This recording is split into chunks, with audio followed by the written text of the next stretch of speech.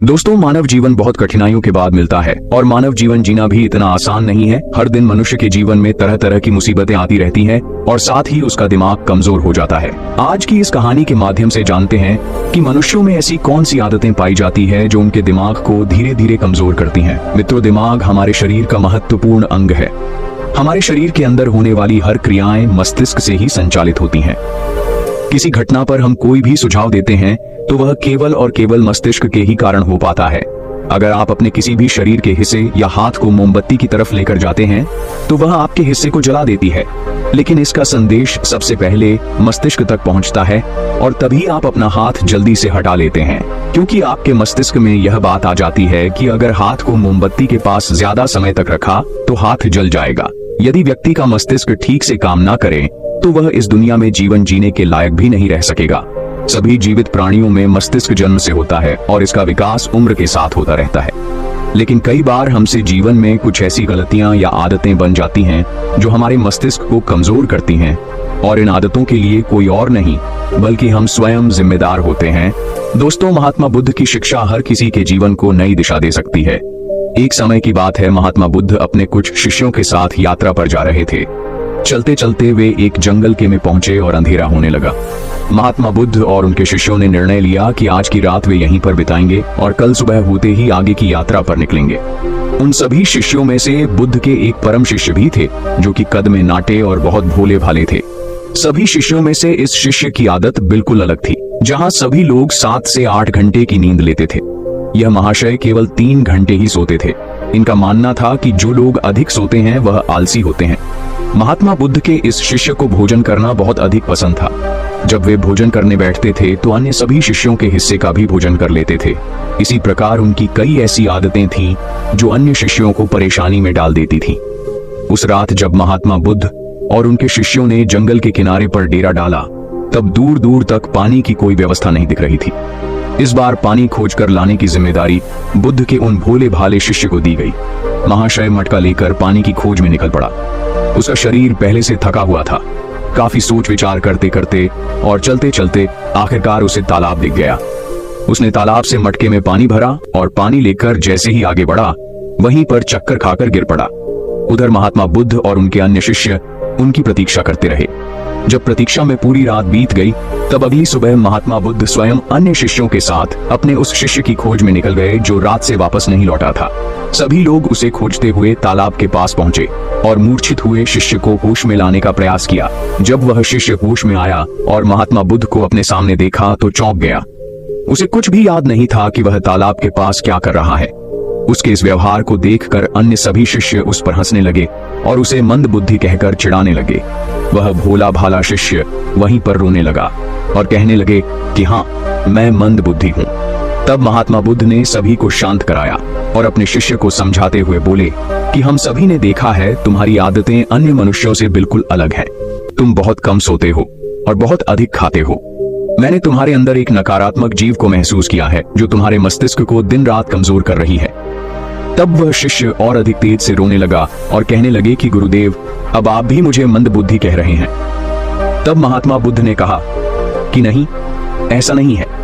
तुम एक होशियार और बुद्धिमान मनुष्य हो, किंतु तुमने कुछ ऐसी आदतों को पाल रखा है जिसके कारण तुम्हारा मस्तिष्क कमजोर हो रहा है। तब शिष्य ने कहा कि हे गुरुदेव, ऐसी कौन सी आदतें हैं जिनसे मनुष्य का मस्तिष्क कमजोर होता है? तब महात्मा बुद्ध ने कहा कि आज मैं तुम्हें बताता हूं कि ऐसी कौन सी आदत है जो मनुष्य के मस्तिष्क को कमजोर करती है। मेरी बात को सभी लोग ध्यान से सुनना। महात्मा बुद्ध ने बताना प्रारंभ किया। पहली आदत, नींद के महत्व को समझने में भूल करना। कई ऐसे व्यक्ति होते हैं जो नींद को गंभीरता से नहीं लेते हैं। उनका यह मानना होता है कि ज्यादा सोना समय की बर्बादी होती है। यदि वे कम सोएंगे तो अधिक कार्य कर पाएंगे और अधिक सक्रिय रहेंगे, जबकि यह सोचना बिल्कुल गलत है। नींद हमारे शरीर की एक मुख्य आवश्यकता है। दिन भर काम करने के बाद जब शरीर थक जाता है तो उसे कम से कम 5 से 6 घंटे की नींद की आवश्यकता पड़ती है। तभी जाकर वह अगले दिन के लिए सक्रियता से तैयार हो पाता है। कम सोने वाले व्यक्तियों की मानसिक क्षमता भी कमजोर मानी जाती है। इसीलिए मस्तिष्क को तरोताजा और तेज रखना है तो रोज 5 से 7 घंटे जरूर सोए। दूसरी आदत, आवश्यकता से अधिक भोजन करना। कई व्यक्ति ऐसा सोचते हैं कि एक ही जीवन मिला है, इसलिए इसे खाने पीने और मौज करने में बिताना चाहिए। और इसी सोच के कारण वह आवश्यकता से अधिक खाना खाने लगते हैं। न तो उनके खाने में किसी प्रकार की कोई गुणवत्ता होती है और न ही वह कभी खाने की मात्रा पर ध्यान देते हैं। कई लोगों को लगता है कि अधिक खाने से शरीर को अधिक ताकत मिलती है, जबकि ऐसा कुछ नहीं है। अधिक खाने से शरीर में केवल बीमारियां ही लगती हैं, कभी पाचन संबंधी बीमारी तो कभी शरीर का मोटापा। यह सब कुछ खाने की गलत मात्रा और उसकी गुणवत्ता के कारण ही होता है। जब व्यक्ति का शरीर बीमार रहेगा तो इसका असर मस्तिष्क पर भी होगा। इसलिए अपने मस्तिष्क को तेज रखने के लिए सही मात्रा में और सही गुणवत्ता वाला भोजन करना चाहिए।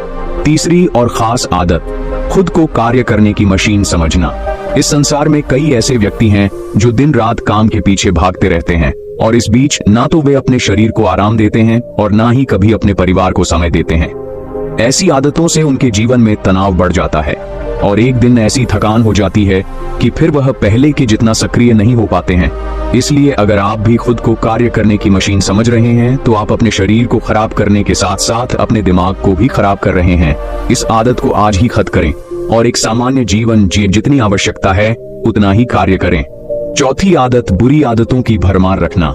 कई व्यक्तियों में आलस्य इतना अधिक होता है कि वह किसी भी काम को ठीक से नहीं कर पाते हैं। उनके शारीरिक और मानसिक शक्तियों में अक्सर कमजोरी पाई जाती है और इस कमजोरी का मुख्य कारण होती है उनकी गलत आदतें, काम को टालना, आवश्यकता से अधिक सोचना, बेकार की बातों पर चिंता करना। ये सभी दिमाग को कमजोर कर देने वाले लक्षण होते हैं। इसलिए यदि सही जीवन जीना है और दिमाग को तेज रखना है तो सबसे पहले अपनी बुरी आदतों को खत्म करें। पांचवी आदत, खुद की बुराई और कमजोरी देखना। कई बार व्यक्ति के सामने ऐसी परिस्थितियां आ जाती हैं जिनमें वह खुद को असहाय और कमजोर अवस्था में पाते हैं, लेकिन इस अवस्था से निकलने के स्थान पर वह स्वयं को ही कमजोर मानने लग जाते हैं। खुद की बुराई करना और खुद को कमजोर देखना इंसान की सबसे बड़ी गलती होती है। यह कार्य जीवन में कभी नहीं करना चाहिए, क्योंकि यह आपके जीवन की प्रगति में बाधा बनती है। इससे आपके मानसिक स्वास्थ्य को हानि पहुंचती है, आत्मविश्वास में कमी आती है। अपने दिमाग को तेज बनाए रखने के लिए खुद की बुराई कभी दूसरों के सामने नहीं करनी चाहिए या स्वयं ही स्वयं की बुराई कभी नहीं करनी चाहिए। स्वयं को सकारात्मक बातें बोलनी चाहिए ताकि दिमाग सही दिशा में कार्य कर सके। छठी आदत, दिमाग में अतीत की नकारात्मक बातों को इकट्ठा रखना। कई बार व्यक्ति के जीवन में कुछ ऐसी अप्रिय घटनाएं हो जाती हैं जिन्हें वह चाहकर भी नहीं भुला पाते हैं, लेकिन एक सत्य यह भी है कि आप पीछे के समय में जाकर उस घटना को नहीं बदल सकते हैं। वह समय तो बीत चुका है और उसका जो भी प्रभाव आपके जीवन पर पड़ने वाला था वह पड़ चुका है। तो फिर दिमाग में अतीत की यादों को रखना कूड़ा इकट्ठा करने के समान ही होता है। जब अधिक कूड़ा इकट्ठा हो जाता है तो उसमें से बदबू आने लगती है और वह सड़ने लगते हैं। दिमाग के साथ भी कुछ ऐसा ही है। आप जितना अधिक पुरानी बातों को और नकारात्मक बातों को इकट्ठा रखेंगे वह आपको उतना ही अधिक परेशान करेगी। इसलिए जीवन में हमेशा आगे की ओर देखना चाहिए और पुरानी बातों से जितना जल्दी हो सके पीछा छुड़ाना चाहिए। सातवीं आदत, दूसरों से अधिक उम्मीदें रखना। संसार में एक से एक दयालु और सच्चे व्यक्ति हैं जिन्होंने सभी की सहायता की है, किंतु कई बार हम अपने आचरण के कारण दूसरों से भी आशाएं लगा लेते हैं कि वह भी हमारी सहायता करेंगे, और जब वह हमारी सहायता नहीं करते हैं तो हमें कष्ट पहुंचता है। इस संसार में कोई किसी का नहीं है, इसलिए दूसरों से आशाएं लगाना आज ही बंद कर दीजिए। कोई आपकी अपेक्षाओं को पूर्ण नहीं करने वाला है। यह आदत आपके दिमाग को कमजोर बनाती है। यदि अपेक्षाएं करनी है तो स्वयं से अपेक्षा करो ताकि जीवन में कुछ बड़ा कर सको। दूसरों से अपेक्षा तो केवल और केवल दुख ही देती है।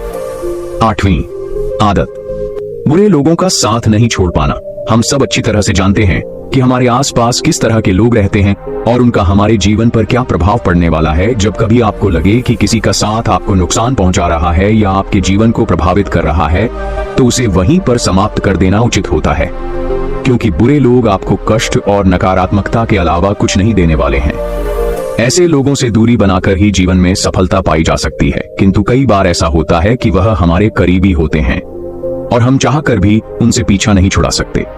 भले ही हम उन्हें अपने जीवन से निकाल नहीं सकते, लेकिन उनसे दूरी बनाकर अवश्य रह सकते हैं। बुरे लोग आपके दिमाग को प्रभावित करते हैं, इसलिए दिमाग को सही रखने के लिए ऐसे लोगों के संपर्क में बिल्कुल ना रहे। नवी आदत, स्वयं की गलतियों को अनदेखा करना। कई बार व्यक्ति से यदि कोई गलती हो जाए तो वह उसे पूरी तरह से अनदेखा करते हैं और जिम्मेदारी लेने से बचते हैं। जबकि यह आदत आपके जीवन को असफलता की ओर ले जाती है। कभी भी यदि आपसे गलती हो जाए तो उसे पूरे मन से स्वीकार कर लेना चाहिए, साथ ही क्षमा मांग लेनी चाहिए। इस संसार में पश्चाताप से बड़ी कोई क्षमा नहीं होती है। यदि गलती करने के बाद आपको सच्चे दिल से पश्चाताप है तो उसका पाप आपको कभी नहीं लगता। जो व्यक्ति जिम्मेदारी लेने से डर लड़ते हैं वह दिमाग से कमजोर होते हैं, जबकि सच्चाई के साथ सभी का सामना करने वाला व्यक्ति अधिक हिम्मती और दिमाग से तेज होता है। 10वीं आदत, अपनी असफलताओं के लिए दूसरों को जिम्मेदार मानना। सफलता और असफलता एक ही सिक्के की दो पहलू हैं। दोनों ही परिस्थितियों में हमें स्वयं इस बात का आकलन करना चाहिए कि यह सफलता या असफलता हमारे जीवन की महत्वपूर्ण घटना है और इसकी सारी जिम्मेदारी हमारी है। कई बार यदि हम किसी काम में असफल हो जाते हैं तो हम उसके लिए अपने माता पिता, गुरु इत्यादि को जिम्मेदार मानने लगते हैं। यह आदतें आपके दिमाग से कमजोर बनाती हैं।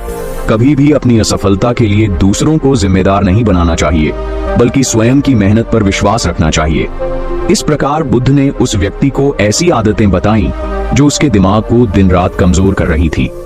उस व्यक्ति ने सच्चे मन से बुद्ध को बताया कि हाँ, यह सब उसकी आदतें हैं और वह अपनी इन गलत आदतों के लिए स्वयं को जिम्मेदार मानता है। साथ ही वह वादा करता है कि वह इन सभी गलत आदतों से छुटकारा पाने के लिए पूरा प्रयास करेगा। तो दोस्तों, मुझे पूरी आशा है कि इस कहानी से आपको शिक्षा मिली होगी और इस मोटिवेशनल स्टोरी से आपको प्रेरणा मिली होगी। चैनल टाइम इंस्पायर्ड को सब्सक्राइब करना ना भूले। मिलते हैं एक नई वीडियो के साथ।